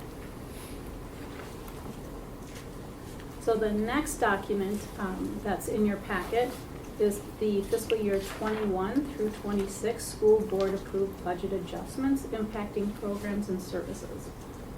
So this document shows revenues and expenditure adjustments for the past 4 years, the current year, and then projects next year. So when possible, we keep those reductions as far from our direct instruction as possible. So since COVID and the passage of the operating referendum in November of 22, we've had a lot of movement within our expenditures, and in order to retain our financial position through the intentional use of those expenditure tactics, included on this document are some of those examples. And I've grouped those into categories. So when we think of what we have asked the board to help us with, we've said sometimes we want one-time costs, which are added and then removed the following year, such as co-located services, which we did in 20 and 21. We have something called a carry contract, which we implemented in 24, and that's being removed in 25. And we've also had strategic investments that have been for 1 year, as in 25, which are going to be removed for 26. We've also had permanent strategic investments, which were added in fiscal years 21, 22, and 23. We also have a purposeful alignment of enrollment for changes that occur on an annual basis, both with early projections and then our actual enrollment. We were able to sustain more than $9.7 million of programs and services for 2 years with our federal funds for fiscal years 23 and 24, which then allowed us to add those costs back for fiscal year 25. We've been able to reduce programs when needed, such as Safe Schools in 24, and then also 279 online in 25. We've addressed legislative changes from 23, and we continue to address the Family Medical Leave Act changes with additional staff, and now a new payroll tax which is coming to fund the program for 25 and then future years. And then finally, what we've got on our budget planning is creating capacity for our operating startup costs for our new elementary. So those are estimated at $400,000 for 26, with an additional $1.1 million planned for 2027. So these are positions like an elementary principal, office support staff, custodial staff. Those are a few of the positions that you need when you have an additional building. Educational staff like teachers will move with the students and are already within our system and are addressed through that enrollment alignment process.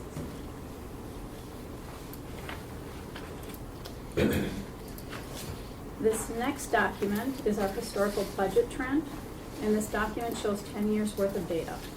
So again, we manage our fund balance to stay above that 5%, which is within our board policy. That's that red line. For fiscal year 25, the current budget, and the 9 years of prior actual data, the fiscal year 25 adopted budget has a planned operating deficit of $1.7 million, which is the green bar, being greater than the blue bar. And then our actual revenues or results show that our revenue was greater than our expenditures in 7 of the last 9 years. However, the 2 years when expenditures were greater than revenue were in fiscal years 22 and 23. And we have to remember that in fiscal year 24, that was the first year of our new operating referendum being included in our budget, which was voter approved again in the fall of 22. So this next set of documents are on page 64 to 76 in your electronic packets. And I'm just going to speak briefly about this, but not go through all the pages.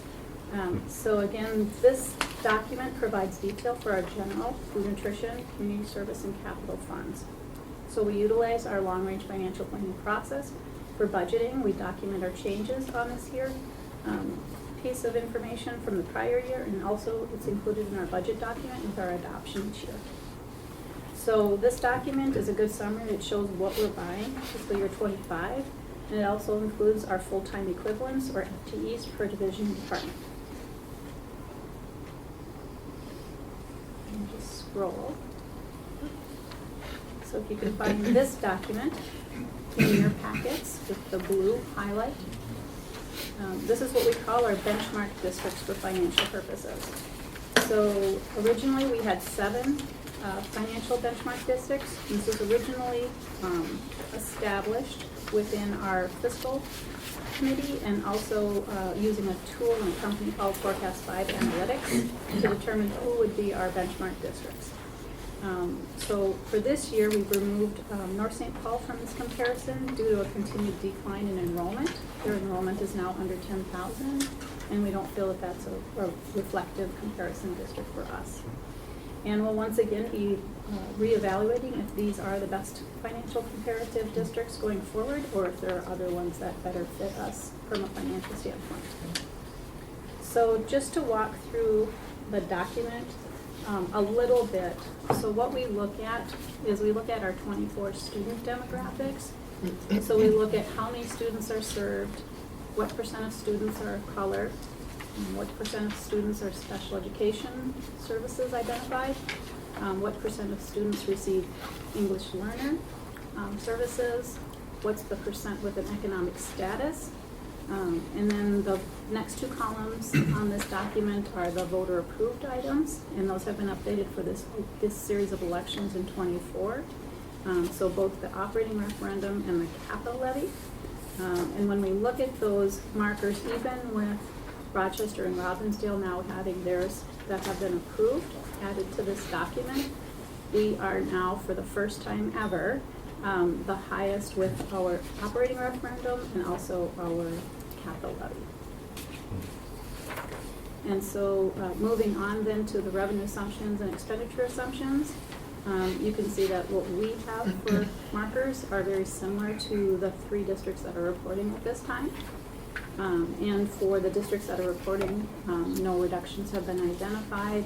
Elk River is still looking maybe at something in 27, but it's too early in their process to share any information.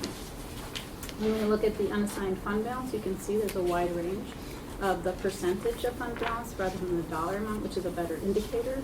And then you can see the 2 districts that had the additional amounts. So Rochester had an additional $1,183 increase to their voter operating referendum, and then Robbinsdale was able to remove their tech levy.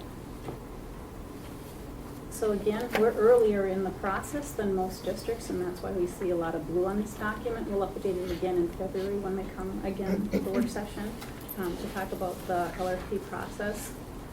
And this is really consistent where we usually are at this time of year. And that's this document. So now moving on to the estimated major cost drivers. So again, just to orient everyone to this spreadsheet, what this spreadsheet has up in the top quadrant is those big broad categories when we talk about our general fund budget. So our salaries, benefits, purchase services, supplies, and other. And that totals just short of $315 million. And to that, we apply that tactic of 3% expenditure growth, and that's about $9.4 million that we can grow then for 26 within our model. And so then what we start to do is we start to fill in this document as we know information, and we work it through those categories again. So for instance, for this year, what we know at this time is those strategic investments that were approved for 1 year only that come out, those were all staff, so they'll be coming out of the salary component.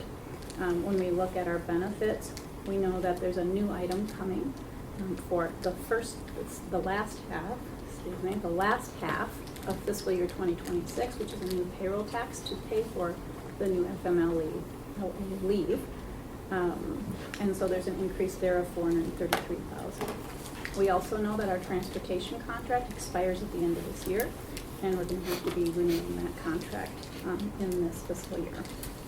And so when we look at the bottom of this document and we go to the subtotal of known increases, we've already identified 1.56% of that 3% target for this coming fiscal year. And so as we know more items, we add those to the document. And so this is a good document to keep us on track and see where we're going, if it's too high or too low, and if we have some flexibility. The next document is the fiscal year 26 budget planning timeline for all of our operating fund budgets. And this document shows those key dates in our budget process, and the items in blue are where the board takes action. So just to walk through a few highlights, if we go maybe a third of the way down the page. We get to November 12th, and so this is one of those key dates for us where we affirm the direction that we provided the budget managers in October with direction, guidance for the board tonight. And then on Friday, we'll meet again with our budget managers. And then December 6th, we will meet one more time with our budget managers and talk about requests coming forward. And then January 24th, we're going to bring our long-range financial planning advisory team, which is a larger group that includes some, but not all of our budget managers, our fiscal members, union leaders. It includes people from the sites that aren't typically at our budget manager meetings in all sorts of different roles. So it's a nice cross-section of individuals that evaluate those requests coming forward. And then in February, we'll come back to the board and show the summary data of all that information that we've gathered through this process on February 11th, and then we'll bring that information back to the board on February 25th to approve our 26 adjustments as we then roll into 26. So that's our timeline. The next document is our 25 expenditure budgets for all of our budgeted funds. So we utilize this process, long-range financial planning, for all of our funds except for our debt service, which is in that orange slice of the pie. And this pie chart is good that it shows the relation of all of our funds in relation to each other. So you can see the largest one, of course, is our general fund in blue. And at the beginning of fiscal year 25, we adopted a budget that was just short of 400 million, so 399 million.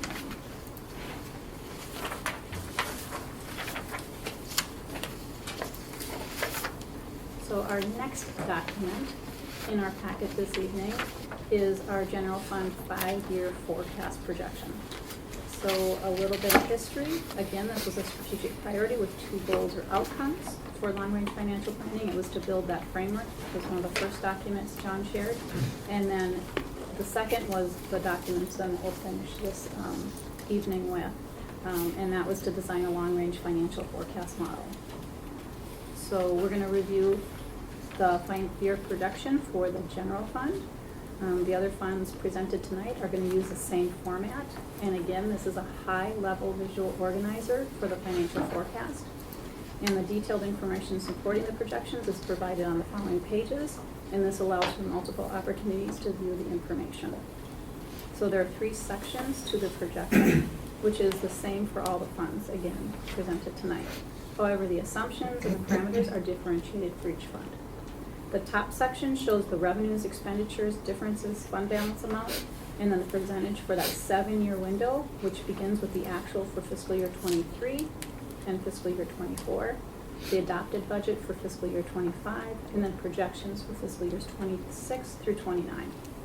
So you would typically see operational adjustments under this chart, and there are none at this time. The assumptions section shows the revenue and expenditure assumptions being used for 26 through 29. We have increased the revenue based on legislative changes. The revenue is going to fluctuate between 2 and 3% increase to the general or basic formula allowance. And those estimates are provided by the Minnesota Department of Ed each year. Expenditures are projected to increase again 3%, which is consistent with previous year's tactics and isn't being changed at this time.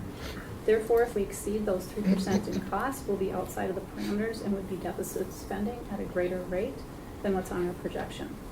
So then moving to the middle section of this document, it shows the budget projections for revenues in blue and then the expenditures in red. And the trend lines of those same colors show the annual actual budget or projection for each of those funds. And as you can see, the expenditures are projected to outpace our revenues beginning in the current year, fiscal year 25, by 2.2 million. And then the final section looks at the fund balance projection for the same period.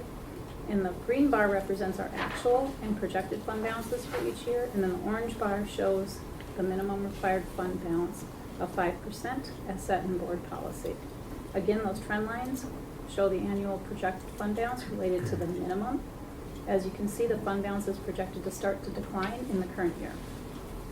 So again, it's important to remember that the 24 fiscal year includes the first year of the voter-approved operating referendum, which is the increase from November of 22, and we're currently very close to the cap on our authority for operating referendum, and therefore we can't use the operating referendum in the near future as a lever to increase the revenue to help us balance any future budget deficits. And then, as I mentioned earlier, in that fiscal year 21 through 26 board approved budget document, the expenditure tactics also continue to include the new elementary school, as well as several other revenue and expenditure tactics. And again, business services will be working directly with those budget managers responsible for overseeing those expenditure tactics that are not part of the LRP process by design. Again, as John shared, we will not be creating any strategic investments this year due to our current financial projection. We're going to continue to monitor the financial projection to maintain the board required fund balance of 5% in the future. And the good news is, of course, that under this model, we're not planning for any operational reductions through fiscal year 29. However, I do want to caution the board, however, that funding cliff that we talk about in education is projected for fiscal year 30. And so we'll need to address that shortfall earlier so that we can have a softer landing as we navigate that 5% minimum fund balance. So fiscal year 2030 is going to be added to our projection this spring. And that's when we'll see that projection come forward. So again, included in the current model are current enrollment data, which includes the 15-day drops as of October 7th, and the preliminary enrollment projections for future years. Enrollment data will again be updated when the enrollment projections are finalized this winter. And so with that, I'll hand it off to Jeff. Hello, everyone. Jeff Ansor, Food Nutrition Services. So, Food Nutrition Services, and sorry for those of you that have heard it before, we are a self-funded fund, so we don't pull funds from the general fund. So the revenues that we receive from reimbursements from breakfast, lunch, and our other meal programs are what provides for our staff, our equipment, cost of food. It encompasses all of it. Looking at the financial projection that's on the screen or in the paper in front of you, we see revenues scheduled, or expenditures scheduled to outpace revenues basically from 2025 through 2029, with operational reductions projected in 28 and 29 of 500,000 and 700,000. These assumptions they include a revenue increase of 2% annually and an expenditure increase of 3% annually. When I look at historically through MDE, USDA, how they allocate breakfast and lunch reimbursements, historically they've been between a 3.4 and a 3.7% increase, so we're being cautious with our 2% projection here. So I believe that this 28-29, where you're seeing the operational productions, I believe that we will come in closer to that 3% rather than this 2% here on this model. And also with the universal free meals that was implemented last year, we saw a significant increase last year, and we're also seeing an increase this year. We're seeing a 3% increase in lunch counts and another 8% increase in breakfast counts over what we saw last year. So that's going to help us in our projections in 28 and 29. When you're looking at that top box category, if you look at actual for 2023, from a revenue perspective, we were at $13,758,000, and then you see in 2024 it jumped to almost $18 million, and that's because the universal free meal school program was implemented. So that was a significant revenue increase. When you look at the difference in fund balance from 2023, we had a reduction of $1,750,000 roughly, which brought our fund balance down to 31%. And as Kelly had mentioned, the general fund has a 5% bottom that they're trying to keep. Ours is a 12% of expenditures. And so currently we're at 31%. we had scheduled a spend down of about $750,000 for that 2023 period in equipment replacement and school upgrades. So we were looking at going into a loss because our fund balance was actually, it was above what was allowed. The USDA sets, they allow us 3 months of average expenditures over a 9-month period, and so we exceeded that. So we were in a planning mode of spending down, making operational improvements, but then we all know that food costs kicked us in the behind a bit, right? We saw it at homes and we still see it. That was an 11% increase to food costs that we hadn't projected. We, generally speaking, had been at a 34% food cost, and in 2023 we saw it rise up to a 45%, so an 11% increase.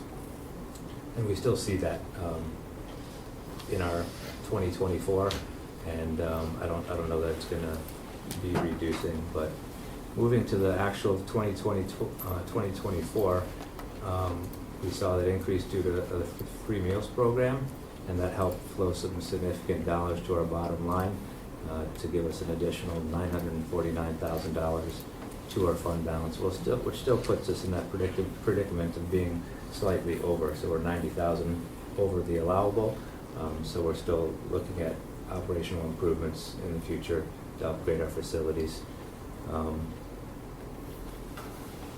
And at the bottom, where the fund balance projection, we see the green line going down in 2029 to get closer to that 12%. Really, we have a responsibility, and part of the USDA's rationale for having that 3-month expenditure cap on hand is so that we're putting money back into the program to the quality of the food and the operations as well as staffing. So I think that's all. Well, I guess the last thing would be the first year of universal free school meals. We saw a 34% increase in breakfast participation, which is huge, and a 15% increase in lunch participation. So that, with added what we're seeing for September, October, that brings us to a 44% for breakfast and an 18% for lunch previous to universal free meals. So that's a huge win for families and for students, especially those families and students that were on the edge of receiving those benefits and had to make tough decisions. So that's what I've got for food nutrition services. All right, I have community services. So just like Jeff's department, we're a self-sustaining fund, and as a reminder, approximately 75% of our revenue comes from participation fees, and around 25% is from state and federal aid. And as you can see on our chart, our fiscal year actual in 2023, our revenue outpaced our expenditures by 1.2 million, and ending with a fund balance of 47%. Just as a reminder, for general goals, as I think about our department, our overall goal would be that our revenue and expenditures are pretty much parallel to each other, so that they would be as equal as possible. We're not a for-profit entity or anything like that, so we're just trying to cover the costs of the programs that we provide. And I've always stated my goal is to have a fund balance like everyone else, not dip below 7%, but also not be above 15%, in order so that we're not overcharging participants. And I've added a couple new goals in the last few years that I never thought I would need to add, but we want to just make sure we're fully staffed and that anyone who wants to participate can participate.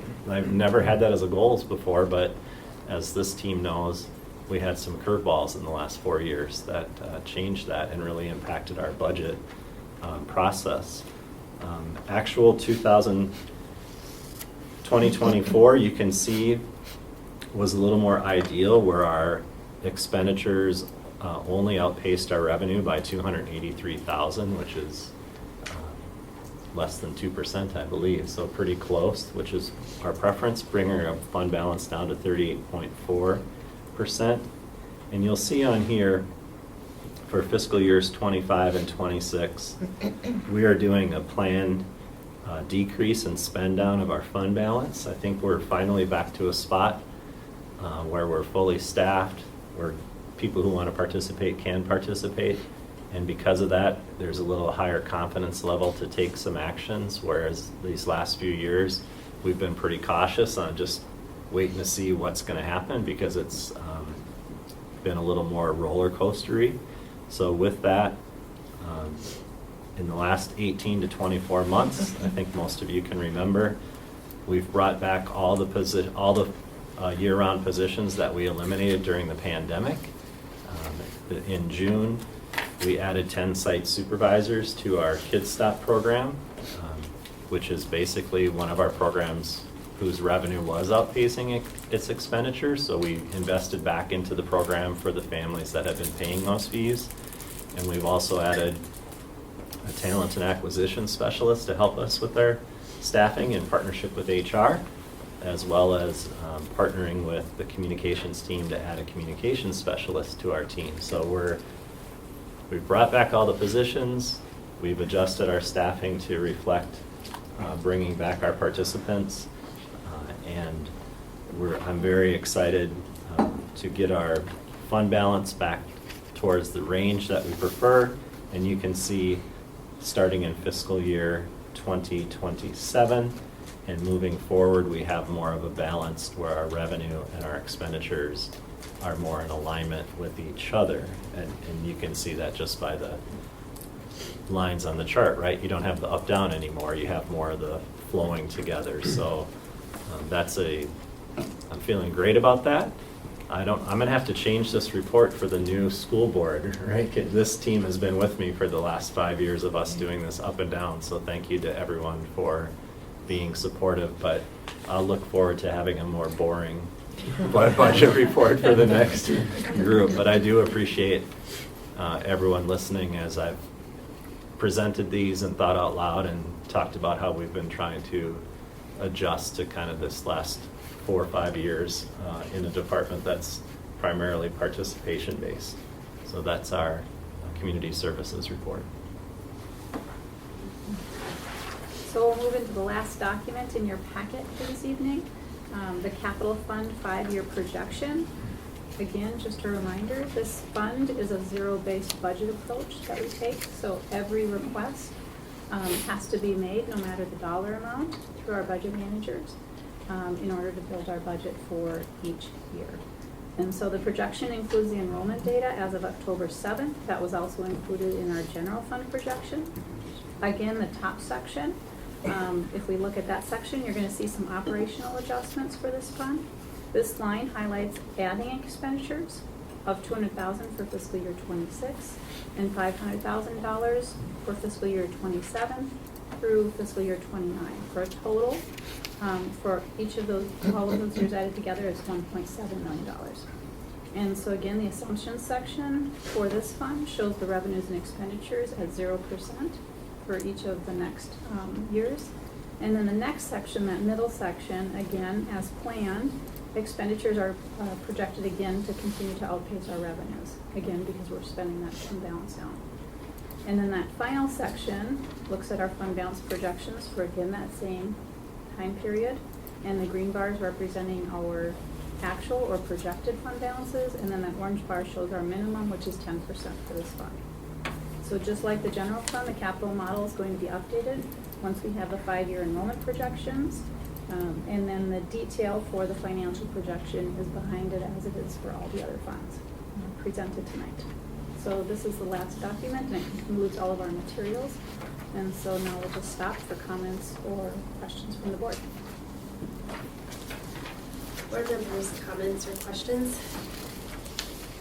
I have a question. Can you tell us what the current cross subsidies are for special ed and EL? The current cross subsidy is 44% for 25 and 26. That was the first year that it was added, and then it will go to 50% for 27, and then EL for 27 will go to 25%. It's at 0 right now, and I'm just going to look and verify that I said that right.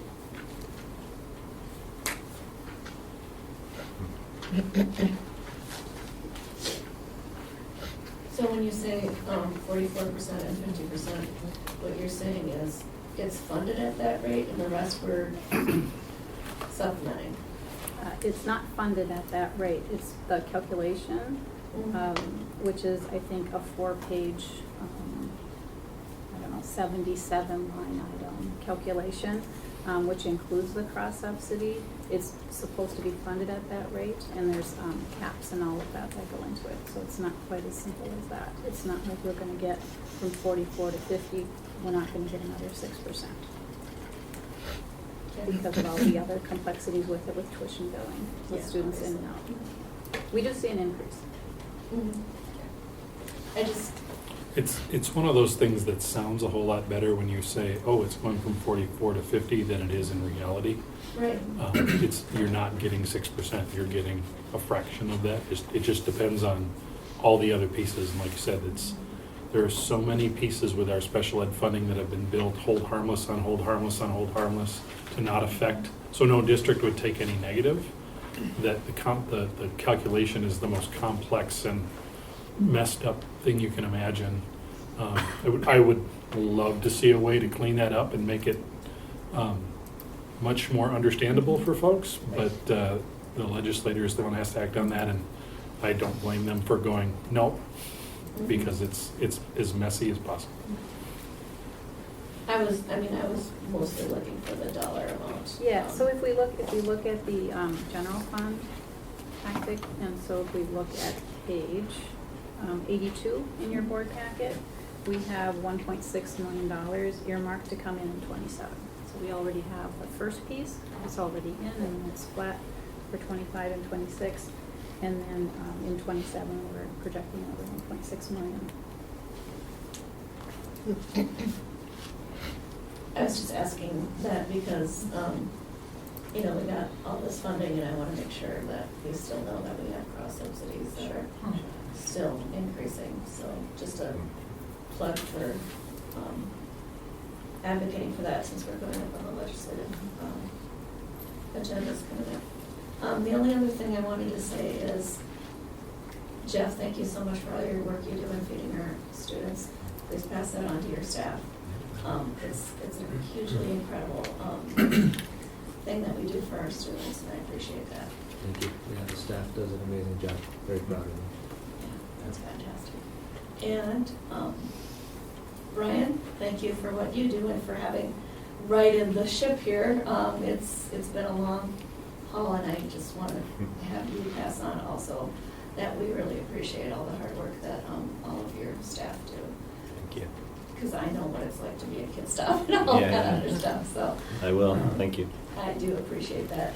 And for sure, Kelly and John, thank you for all your hard work on making sure that we've stayed so fiscally responsible and that we're not doing cuts like a lot of other districts do. And I know I've said that, and I know a lot of us have said that before, but I just want to make sure that I say that for sure before I'm no longer on the board again. So thank you.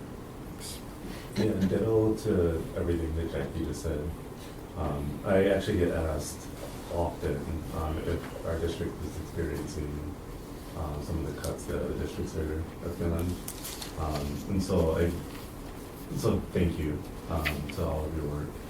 The only question that I had, kind of going back to Jackie's, was on the food and nutrition fund. So I know that there is only so much that we can control as it relates to inflation.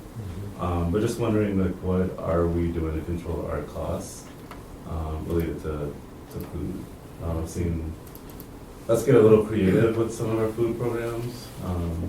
But yeah, just wondering what we're doing to control our costs within our realm of control. Control costs would be basically looking when we're menuing items, making sure that we're instructing managers on site not to put out things like prepackaged bags of carrots, using bulk carrots, looking at what types of food that we're offering on those vegetable bars so that they're more economical rather than using pre-portioned items, cutting things in-house, like having cantaloupe cut into wedges in-house rather than getting it in pre-cut and cubed, things like that. As far as the food itself, I mean, we're held to, standards and minimums of what we're required to give, just to keep the calories and all the good stuff, vitamins, minerals, etc., that stay within the nutritional value, I guess is what I'm looking for, right? So we have that we're bound by. But really with the volume, when you have revenue solves a lot of problems when it comes to food costs. So that's why we saw more money flow to the bottom line with that additional 4 million, because we've got a lot of items that are stable, right? And then that additional revenue just flows. So ultimately, from the food perspective, that's where we're at. We're doing some spotlighting cuisine this year, trying to focus on different cultural foods. That's above and beyond what we normally spend, but we feel it's important to spend that extra money 4 to 6 times a year to try and highlight some different cultural foods.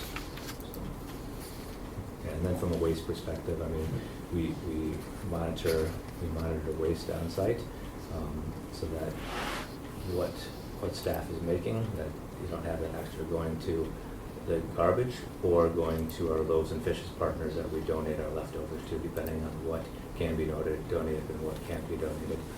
So really some tools as well. Our district chef and our managers that manage the site kitchen managers, we've got a lot of tools in place as far as recipe calculations and inventory ordering tools to help them so that they have less product on their shelf ultimately, so there's less that can go to waste, and what they're producing is really forecasted based off of history, right? We have a 4-week cycle menu, so our managers can look back at what they did the last couple of cycles and try and get it to that spot, and then also they incorporate batch cooking on that last lunch or the last 2 lunches so that the food is fresher, obviously, with batch cooking, but as they get to that last lunch, they don't have that big extra, because we know the last 2 lunch periods historically have done 100 for this, maybe 150 for this lunch period, so they can do the math of what they have versus what they need to cook. So really control waste in that matter.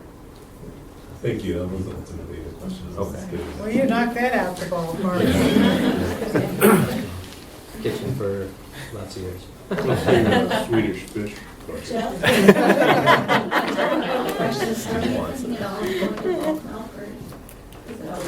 There's been conversation, and I've had conversations with other directors at directors meeting about bulk milk. I haven't taken that step yet. It's a big step. It's a big step. Yeah, I think from there's some logistical things we'd have to tackle, plus with kids. Machines and glasses. Yeah, kids and messes too, and yeah, so definitely have considered it. No plans in the near future to go to bulk milk though. It's successful at my school, but Okay. we're not Osseo. Right. What school? North Park Elementary. Okay. North Park School for Innovation. Okay. It's down in Green There's, School. there is still one issue with milk that we need to bring up to the legislature. So today, if you're a student who decides you want to bring your own meal, but you like a milk, we're not allowed to give it to you. We can give you a full meal with a milk, but we're not allowed to just give you a milk. So what we find is, kids are smart, they go, okay, fine, I'll take a full meal, they set it down, or they toss it and they take the milk. So trying to solve the low-hanging fruit problem, for lack of a better term, to say, we need an alternative to that so that we're not just wasting for wasting's sake, because kids do that. And I don't blame them, because they're gonna solve their own problem, which, that's good, but at the same time, we could save a lot of waste by not having to do that. And I don't know, that's one of those questions that I'm not 100% positive if that's a Minnesota legislature problem or if that's a USDA problem, because food service intertwines both so tightly that sometimes it's not, the Minnesota legislature's hands are just tied, and it's a federal issue. I think we don't have that problem because we have bulk milk. So Yeah. there's no like counting how many people took. Right, and that bulk milk at your school, is it after the point of sale? Or? Yeah. Okay, because that's another challenge, right? Because it's a component, one of the 3 components Right. of the 5 offered that they need to take, so. It's like, Yeah, if they don't have enough, where do then you- the student will say, I am taking the milk. Okay, I'll and then they watch. take the glass and go, Mhm. okay, got it. What do you do with kindergartens? Do they get their own milk? Okay, I'm sorry. The lunch staff fill a whole bunch for their first cups. Yeah, I do it pre-K, so. I forget over Taco Day, like, no, bulk milk day. Well, it wouldn't be a cone if it was milk, we would just do 3 cups. Probably paper, yeah. Right. Okay, are there any other additional questions or comments? Thank you. Okay, thank you, Thank everybody. you once again. Thank you all. Thank you. Jeff, I learned a lot tonight, Jeff. Thank you. But I'm one of those convenient ones. I paid for my little apple slices in a packet. Yeah. For a pre-K, we cup and allow packs sometimes, but other than, yeah. All right, so just quickly going over the board meeting calendar review. We're quite excited. We're going to have in December the Woodland choir performance. So the director is quite happy with that. For those board members who will still be with us, we'll have that operational meeting on January 7th. And please hold the date of the 14th for possible PDE as our first board coming together, groups coming together for that. What date is that again? I'm sorry, January 14th. Oh, January 14th. January 14th. And one of the things that I've been looking at as one of my goals is a new onboarding process for our school board members that are coming in. And one of the goals is to mentor them or onboard them for a full year, their first year here. So one of the goals, of course, will be is like, what else does the board want to have addressed during the year at a work session? But the goal is to educate the new group coming in. So we're just not reviewing what we've already known. So spending time with them, spending time in different departments and having them catch up to where we're at. So we're not necessarily using a work session to repeat what's already been done. So I just wanted to share that. So if there's anything in the future you see coming that you want to have us discuss at a work session or you want to know, let us know. And if you ever want to be part of a site visit, let us know as well. So. Great, okay, wonderful. So with that, are there any other questions or input? Okay, then this work session is adjourned at 8:21 p.m. Good night, everybody.